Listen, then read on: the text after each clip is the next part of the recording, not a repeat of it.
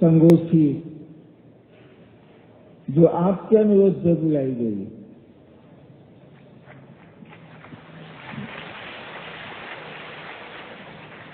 अरे देखा तानी बड़ी ताली बजाओ था तुमने ने।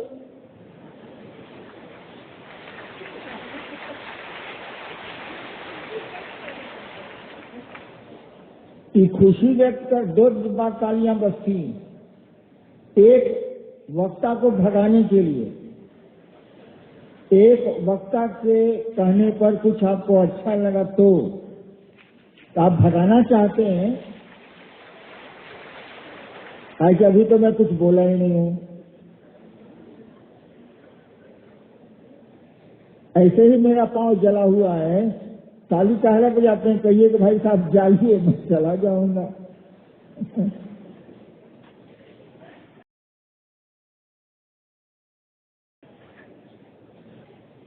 हाँ, तो पूर्णिया और कटिहार जिन जिलों में मैं बहुत बचपन में रहा हूं, मेरा दूसरा तीसरा क्लास चौथा तक पूर्णिया में ही बीता है। कटिहार के विद्यालय में भी पढ़ा हूं। अब क्या स्थिति है मुझको पता नहीं।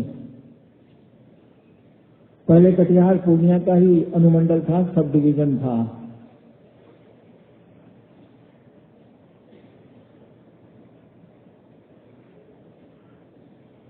देखिए, विषय जो आपका है, सांसें हो रही हैं कम, आओ वृक्ष लगाएं हम, इसको विषय मत समझिएगा, सब्जेक्ट ऑफ दी सेमिनार मत समझिएगा। ये खतरा पैदा हो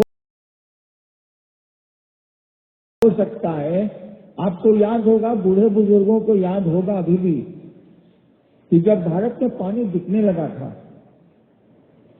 पटना कंट्रोल रूम का मैं इंचार्ज था, तो हम लोग आपस में बात करते थे कि गजब हाल है, इस देश में पानी बिकेगा भैया। और अब क्या स्थिति है, बिना बोतल के तो कोई दिखता ही नहीं।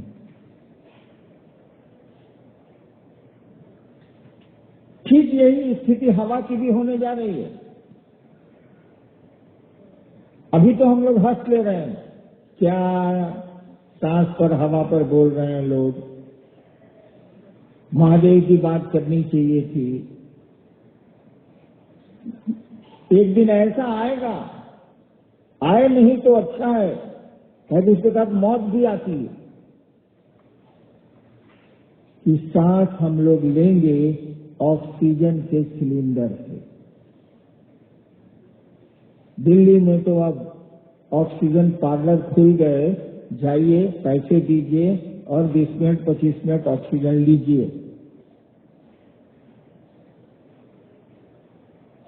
ये स्थिति आ सकती है। महादेव न करें कि आए, चेतना तो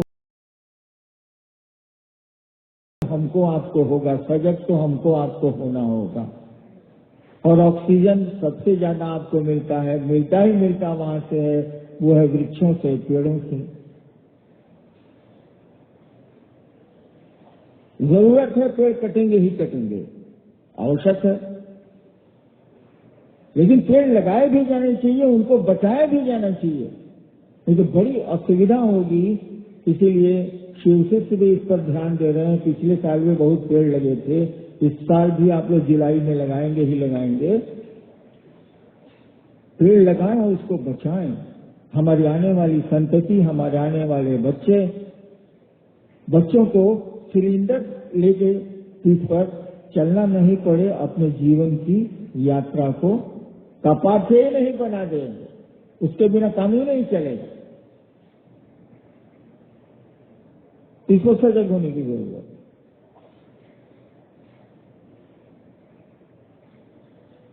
पूर्णिया मेरा बचपन गुजरा है।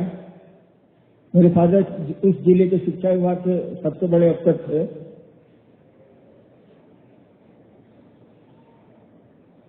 तो मेरी शिव शिक्षिका का बचपन कैसे गुजरा है ये भी आपको मालूम होगा।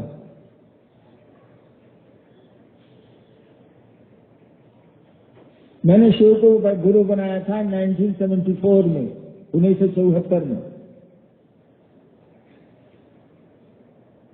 एक बात आप सभी जानते होंगे कि मुझको किसी ने नहीं कहा कि शिव गुरु हैं, न मैंने कहीं पढ़ा था कि शिव गुरु हैं। मालूम ही नहीं था मुझको कि शिव गुरु होते हैं, मैं नहीं जानता था। एक दिन स्मशान में बैठा था, वही 74 में, उसमें पटना विश्वविद्यालय में था, लॉ में, कानून में। आरा में श्मशान है, गांगी शहर से सटा हुआ। वहां रात के 1-1:30 बजे में बैठा हुआ था और मेरे मन में ख्याल आया, जैसे बैठे बैठे आप लोग कभी कई ख्याल आते होंगे, मेरे मन में भी एक ख्याल आया।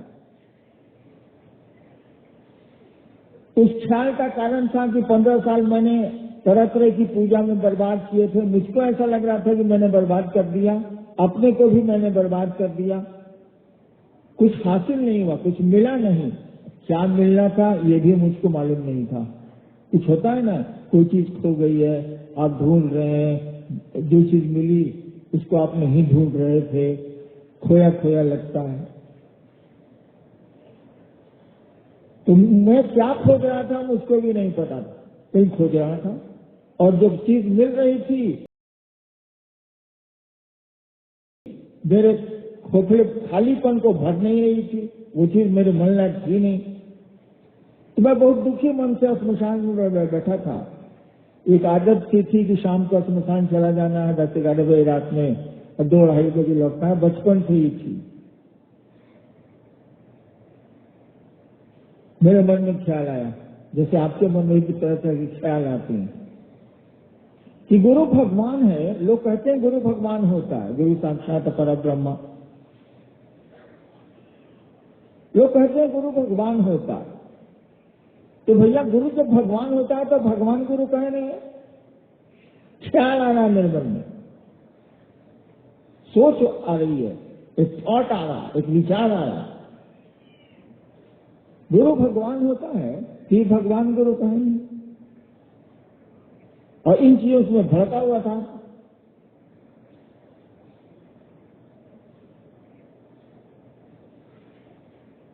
मैंने सुना था, मुझे कोई जानकारी नहीं थी, कोई समझ नहीं थी। मैंने सुना था कि भगवान शिव को कहते हैं, उन्हीं को महेश्वर कहते हैं। मेरे पिताजी मेरी मां को बताया करते थे, हालांकि इससे हमको कोई मतलब नहीं था।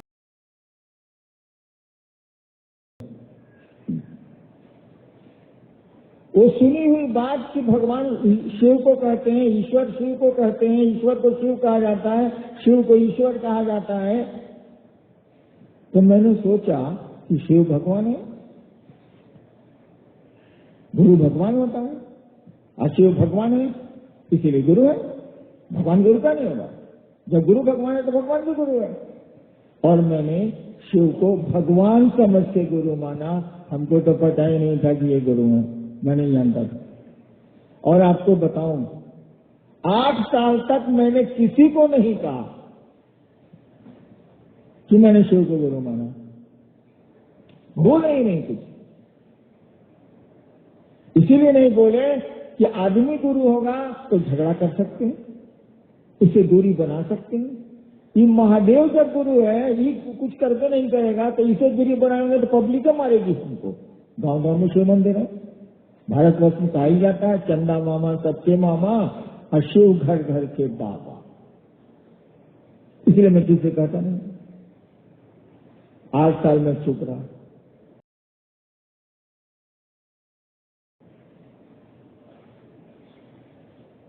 8 साल के बाद मुझको लगा कि तो गुरु है। मैंने जो चाहा था, जो मुझको मिलना था वो तो मिल गया। क्या मिलना था ये हमें को नहीं पता, लेकिन मन को शायद पता हो। और मुझको लगा इतना बढ़िया गुरु जिसकी संगति में कुछ करना ही करना नहीं है। संगति मन की होती है, शरीर की नहीं। जिसके सानिध्य में, जिसकी संगति में कुछ करना ही नहीं पड़ता और सब हो जाता। यानी सब सीख जाता है आदमी।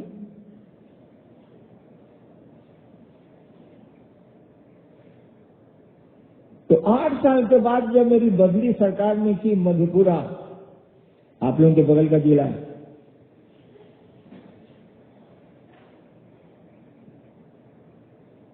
वहां जिस दिन मैंने ज्वाइन किया उसके दूसरे दिन की बात, कुछ लोग मुझसे मिलने आए। वे लोग थे जिनके जो श्मशान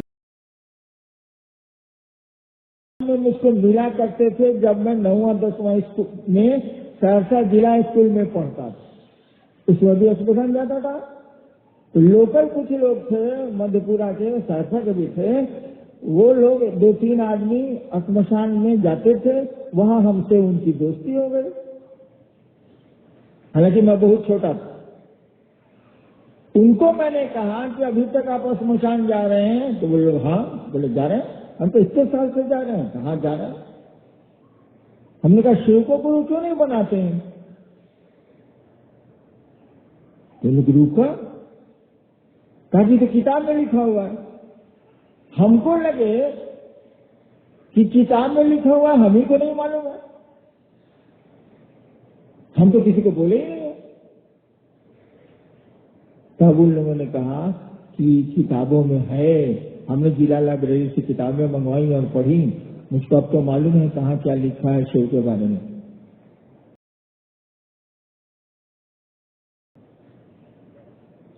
देखिए मैंने शिव को गुरु कैसे माना।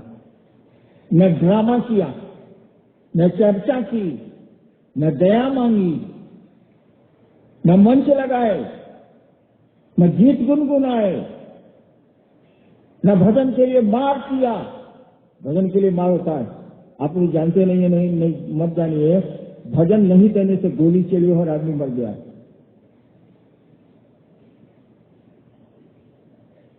भजन मांगने वाले ने गोली चलाई और वो आदमी मर गया ना उनकर, इसलिए तो उनको भजन नहीं दे रहा था वो। लेकिन ये बात बड़ी पुरानी है, तो पुरानी चीजों पर मिट्टी डालिए।